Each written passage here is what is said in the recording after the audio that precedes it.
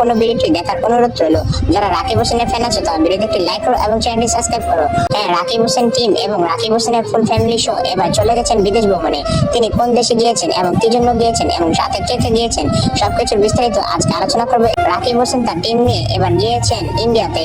হ্যাঁ, ইন্ডিয়াতে কোন জায়গায় গিয়েছেন তিনি ইন্ডিয়ার কাশ্মীরিতে গিয়েছেন। কেন কাশ্মীরে গিয়েছেন আমরা বিস্তারিত জানাচ্ছি।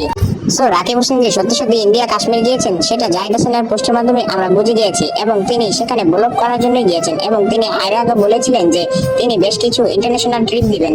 রাকিব হোসেনের এই ট্রিপে গিয়েছেন 4 জন, ঋতু হোসেন, জয় হোসেন এবং রুশাজান অন্তরা ও রাকিব হোসেন। আর কাউকে নেওয়া হয়নি ইন্ডিয়া ট্যুরে।